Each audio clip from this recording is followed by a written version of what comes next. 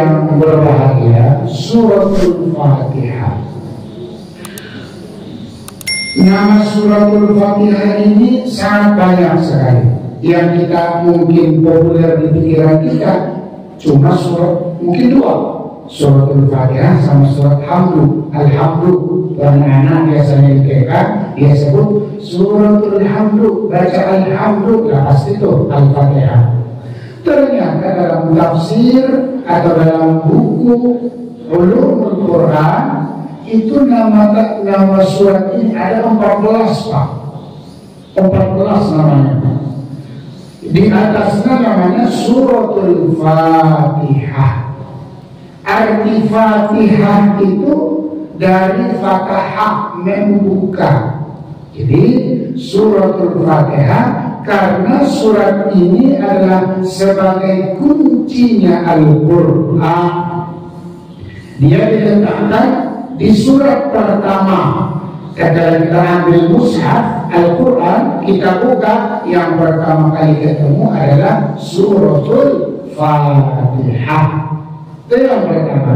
Yang kedua, disebut dia kunci karena tanpa dibaca Suratul Fatihah, sholat ibu-ibu tidak sah. Kata Rasulullah, la salata liman lam yaqra bi Fatihatil Kitab. Tidak akan sah, tidak akan ada sholat bagi orang-orang yang melaksanakan sholat tanpa dia baca Fatihatil Kitab. Setiap rakaat wajib baca Suratul Fatihah. Makanya Suratul Fatihah ini penting, pembuka dari sholat-sholat kita. Bapak tadi sholat tahiyatul masjid berarti sudah 2 kali baca Suratul Fatihah. Ibu tadi semalam ikut sholat tarawih dan witir 11 rakaat berarti sudah 11 kali Bapak Ibu membaca Suratul Fatihah. Bahkan Imam Syafi'i mengatakan kalau kita seorang makmum, kalau makmum kan imamnya dong, ya kan?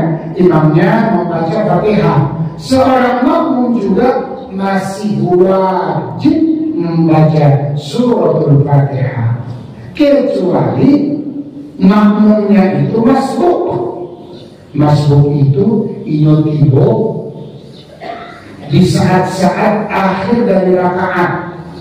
Contohnya dia sholat maghrib, karena kelamaan buka tadi, di situ ada sayur dimakan, es cendol ada, es teh ada, contohnya tiba nama saja, yang berilah saja orang 3 rakaat, hampir 3 rakaat.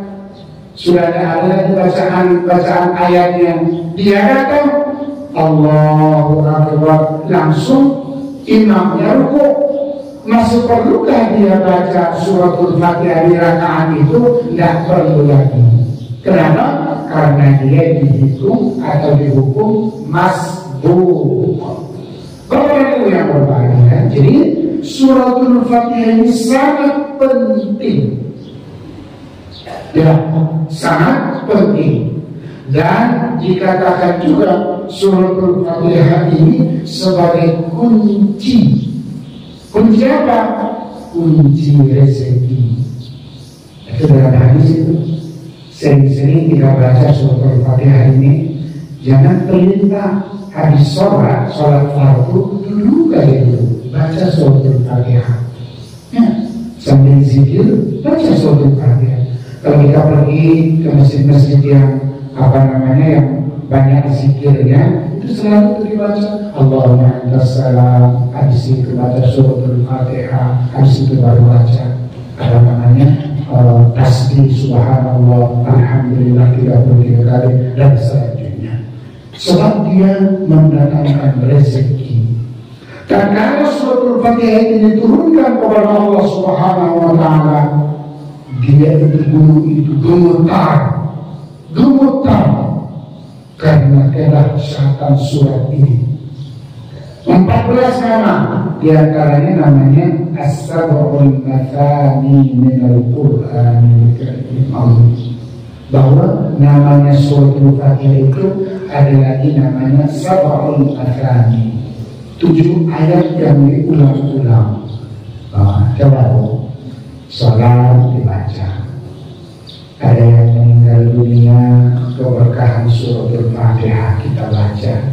Ada kegiatan untuk mengambil berkahnya, kita baca suratul Fatihah. Biarpun sebagian ulama mengatakan itu tidak baik, ada sebagian itu tidak perlu dibaca. Sebenarnya itu juga terlalu terkungkung pemahamannya. Namanya Al-Quran boleh dong dibaca. Yang tidak boleh dibaca Al-Quran itu kalau di WC, itu tidak boleh tuh. Itu coba bukanlah usul di WC, kalau tidak boleh dosa itu. Selain WC silahkan baca Al-Quran, apapun kegiatannya baca Al-Quran. Aku mengharapkan keberkahan dari Allah Subhanahu wa Ta'ala. Ada surat Alhamdulillah namanya, itu juga ada Ummul Kitab namanya, itu juga ibunya Al-Quran. Sebab semua isi Al-Quran terkandung di surat Al-Fatihah. Kemudian yang berbahagia ada lagi namanya surat Asy-Syifa. Al-Quran juga penawar. Coba bu, contoh kita diganggu sama jin, bisa Ustaz? Ada yang diganggu sama jin, diganggu sama setan, kadang-kadang dikit-dikit marah, ternyata hatinya dikuasai oleh jin dan setan. Ajaran Ustaz, baca kepadanya suratul Fatihah, Asy-Syifa, penawar. Bahkan dalam sejarah pernah suatu kali ada seorang raja yang muslim, ini digigit sama ular berbisa. Udah membengkak kakinya Pak, membengkak kakinya. Di zaman Rasul itu ada riwayat. Lalu kepada Nero sudah dipanggil kaki, panggil ahli, enggak mempan, bisanya tetap. Lalu datang seorang sahabat, dia datang, kenapa orang-orang di sini, di raja kami, pemuka kampung kami, kena gigit ular. Contoh, ya, udah berbaring, gak sembuh-sembuh, maka dia minta izin saya masuk. Maka dia ambil air, dia baca surat Al-Fatihah. Lalu alhamdulillah sembuh karena senangnya si raja ini. Maka dia berikan hadiah. Ya tentu dong Pak, sudah senang, bahagia, sudah sembuh, dia kasih kambing. Sahabat kita pun baik, kira-kira nanti apa mau cari-cari uang, lapor kepada Rasulullah Sallallahu Alaihi Wasallam. Ya Rasul, bagaimana begini, kemana ya Rasul? Subhanallah, ambil itu adalah hakmu. Bahwa surat Al-Fatihah itu adalah syifa, penawar. Maka sering-sering kita baca, kita pelajari. Ada lagi namanya Ustaz, ada lagi namanya as-salah, surat as-salah. Karena di setiap sholat dibaca. Ada ini 14 namanya. Ada surat Ar-Ruqyah, ada juga disebut surat Ar-Ruqyah. Karena dalam Ar-Ruqyah selalu dibaca surat Al-Fatihah. Orang itu yang berbahagia. Lalu kita bertanya, berapa sampai, itulah hebatnya ulama-ulama kita, kalimatnya saja dihitung sama mereka. Kalimat suratul Fatihah itu berapa? Bismillahirrahmanirrahim, alhamdulillahi rabbil alamin. Itu sama ulama 25 kata. 25 kata. Kalau hurufnya itu 113 huruf. Jadi kalau kita sambungkan dengan hadis Rasulullah Sallallahu Alaihi Wasallam bahwa siapa yang membaca Al-Quran, man qara'a harfan minal Qur'anil Karim falahu 10 hasanah. Siapa yang membaca satu huruf dari Al-Quran, maka ganjaran Allah sediakan untuk kita 10 kebaikan. Maka dengan Ustaz, itu jangan ditanya langsung, ditunggu, pasti ada kebaikan itu datang kepada kita.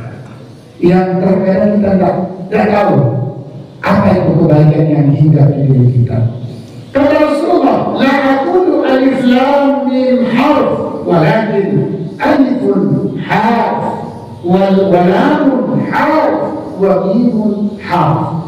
Saya tidak bermaksud alif lam itu satu huruf, tetapi alif satu huruf, lam satu huruf, mim satu huruf. Tatkala alif lam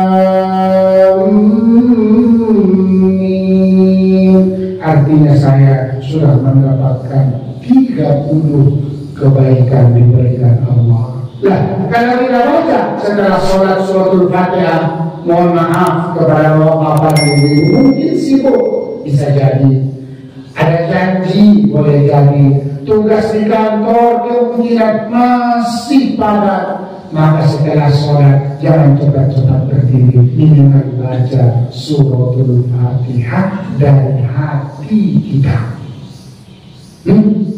Berarti kalau 113 kali 10, 1130 kebaikan kita dapatkan kalau kita baca suratul Fatihah. Ilmunya ini Pak, terutama di bulan Ramadan. Nah, terutama di bulan Ramadan. Ayo, apa namanya itu, berlomba-lomba kita untuk membaca Al-Quran di bulan Ramadan. Karena dia akan memberikan syafaat kepada kita. Tahu, karena tubuhku telah meninggal, telah mati, dibungkus dengan kain kafan. Teman-teman sudah pulang, area ke rumahnya, pulang ke kerjaannya, kita tinggal di diam lahat sendiri. Teman kita hanya Al-Quran. Itu yang memberikan syafaat nanti di hari kiamat. Yusyafi'an. Al-Quran itu akan datang memberikan pertolongan kepada kita. Quran yang kita baca. Kalau yang kita baca, tidak akan jadi pertolongan. Ini banyak Quran tapi tidak dibaca. Ya kan? Di rumah kita Al-Quran banyak. Bahkan di HP kita Al-Quran ada. Kalau tidak dibaca, tidak ada gunanya. Sebab tatkala kita baca Al-Quran, bahkan kata Rasulullah, ya tak fi qiraatihi, dia membaca Al-Quran itu terbata-bata. Wah, mengapa? Bismillahirrahmanirrahim. Belum pas, hurufnya masih salah, panjang pendeknya tidak jelas. Ya, tajwidnya apalagi. Tapi tidak ada cerita. Dia selalu khususkan waktu untuk membaca Al-Quran semampunya. Kata Rasulullah, falahu ajran. Dia akan mendapatkan 2 kebaikan, 2 pahala. Catatannya cuma 1. Mau tidak membacanya? Terutama di bulan Ramadan. Sisihkan waktu. Kalau saya katakan ke jamaah saya, minimal 1 kali hatam Al-Quran. Mau terbata-bata bacanya nggak apa-apa, pelan-pelan bacanya nggak apa-apa. Jangan takut. Ini bulan Syahrul Quran, bulan Al-Quran. Wah, ini kayaknya nggak bisa kita masuk, masih banyak ini yang mau disampaikan. Bapak Ibu, kita masuk ke ayat yang pertama aja. Kalau selesai nanti alhamdulillah. Bismillahirrahmanirrahim. Kalau a'udhu itu Ustaz, apa itu Ustaz? Kalau a'udhu billahi minasyaitonirrajim, itu bukan termasuk dari ayat surah Fatihah. Dia itu pembuka dari setiap kita mau membaca Al-Quran. Maka kita baca a'udzu billahi minasyaitonirrajim. Contoh nih Pak, kita sekarang kan sedang mendengarkan bukan Al-Quran nih. Maksudnya bukan ayat Al-Quran. Maka kita membaca Quran pakai a'udzu billahi minasyaitonirrajim. Tapi contoh, Bu,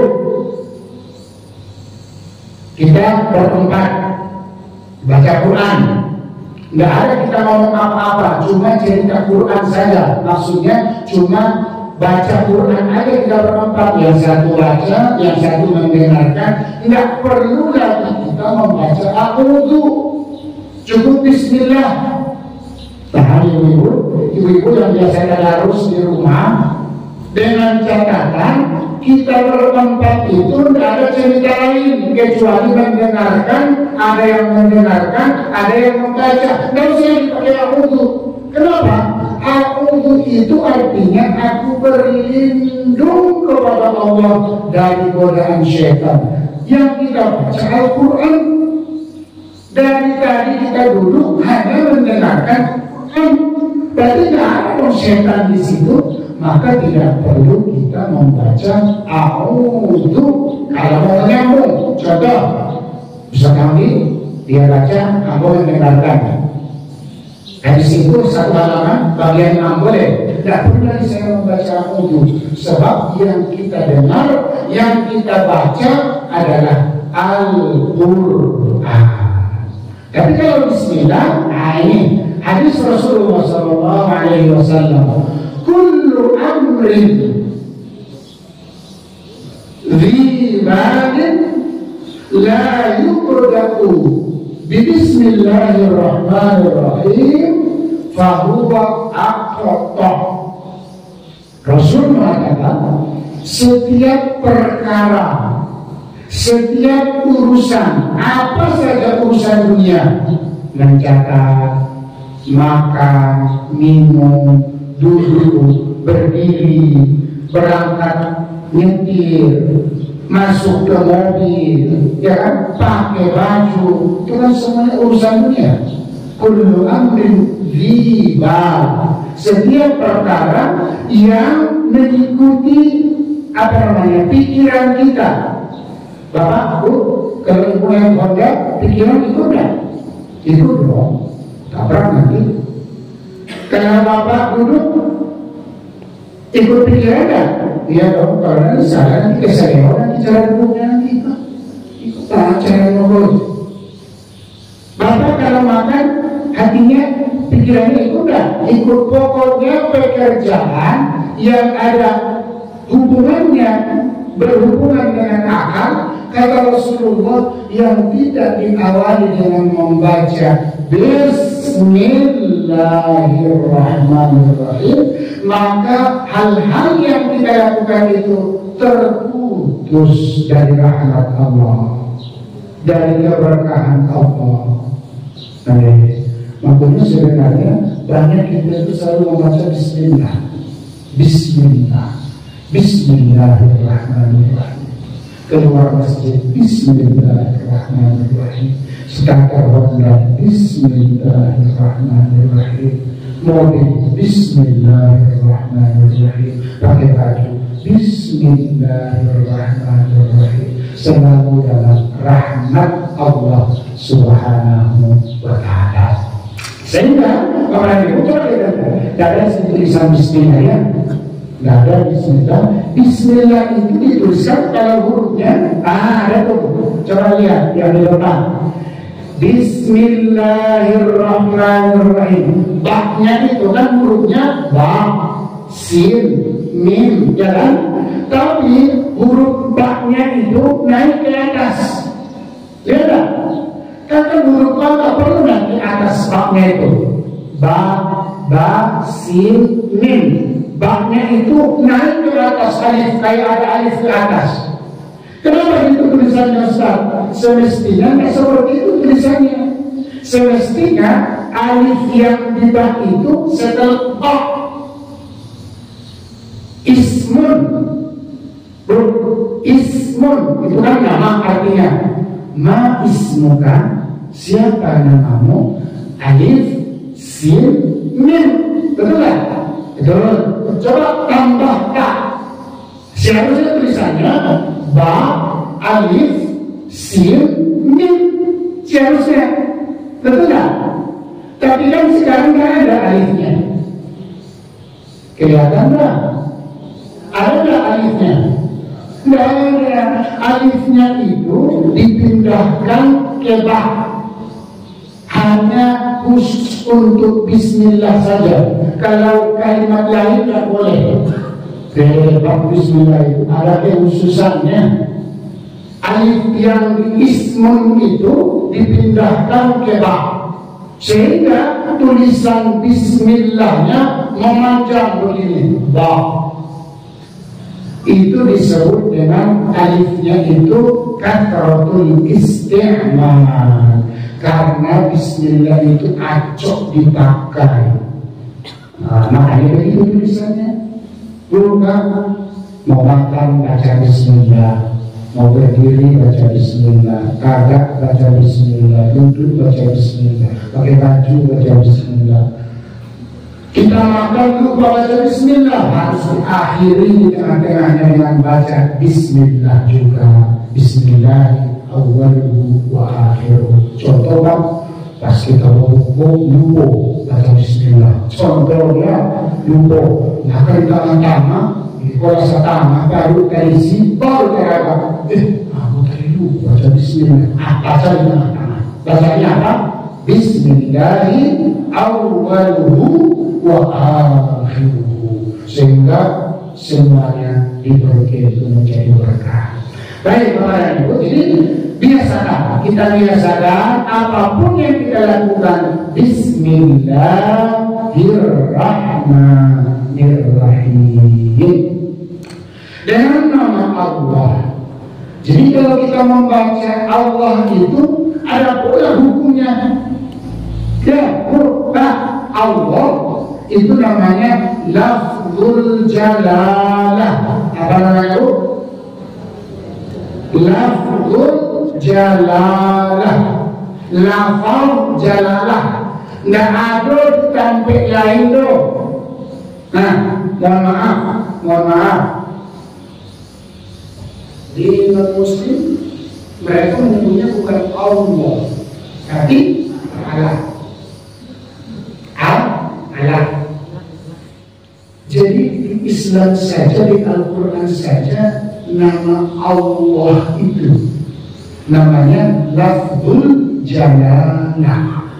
Kalau tampil lain, nggak, itu cara mengucapkannya doang. Nah, Allah itu kalau sebelumnya baris kasroh, dia bacaannya jadi ringan. Bismillah, bukan Bismillah. Itu lafzul jalalah itu kelebihannya. Dan lafzul jalalah Allah itu tidak sembarang nama. Subhanallah, tidak sembarang nama. Makanya disebut Bismillah, dengan menyebut nama Allah. Oh, kalau orang-orang tasawuf kan, zikir itu di hatinya itu Allah, Allah, Allah. Baik, yang kedua, kita lihat setelah Allah itu dijelaskan ada sifat Allah, namanya Ar-Rahman dan Ar-Rahim.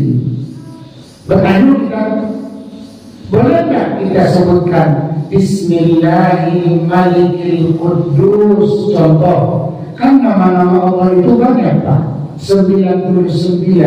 Kenapa yang Allah pilih namanya Ar-Rahman dan Ar-Rahim? Apa keagungan Ar-Rahman dan Ar-Rahim? Begitu banyak nama-nama Allah Subhanahu wa ta'ala, 99. Walillahil asma'ul husna fad'uuhu biha. Nama Allah itu banyak, Asma'ul Husna. Tapi yang Allah sebut di awal hanya dengan Ar-Rahman dan Ar-Rahim. Baik, Ar-Rahman itu apa? Ar-Rahman itu merupakan sifatnya Allah Ta'ala yang maha pengasih. Kasih Allah itu tidak seperti kasih kita manusia, berpilih-pilih. Enggak. Bahkan Kita yang berdosa, yang banyak dosa sekalipun, kita masih dirahmati dan dirahmani oleh Allah Subhanahu wa Ta'ala. Banyak dosa awal, ya, banyak dosa awal, tetapi rahmat Allah itu tidak akan terputus dari kita. Dan rahmat Allah itu tidak memilah dan memilih. Ini hamba Allah taat, ini hamba Allah kufur, iko maksiat, iko fasik. Tetap rahmat Allah itu melingkupi makhluk-makhluknya. Subhanallah. Itulah kelapangan kasih sayang Allah Subhanahu wa Ta'ala. Didulukan kata-kata Rahman baru Rahim. Sebab Allah tahu kita ini berbeda.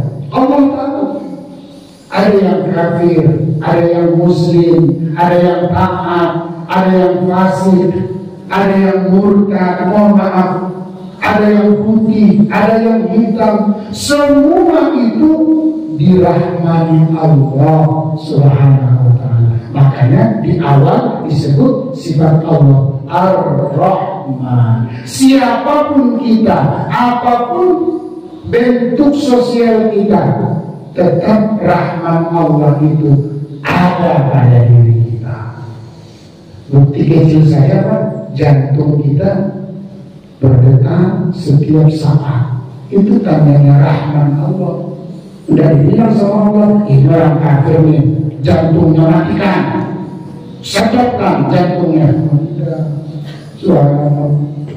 Coba kalau sekiranya kita sebagai raja, kita sebagai pemimpin, terkadang kasih sayang kita masih hilang ini. Ya kan? Tidak sama dengan Allah Subhanahu wa Ta'ala. Oh, baik. Yang kedua terakhir, Ar-Rahim. Kalau Ar-Rahim ini hanya dimiliki orang-orang yang taat dan beriman kepada Allah. Rahmannya luas, Rahimnya Allah tunjukkan kepada orang-orang yang beriman, orang-orang yang taat kepada Allah Ta'ala. Di mana yang Ustaz? Nanti di hari kiamat akan Allah tunjukkan Rahimnya kepada kita. Baik Bapak dan Ibu, masih awal dari tafsir kita, mudah-mudahan bermanfaat apa yang kita sampaikan. Amin ya rabbal alamin.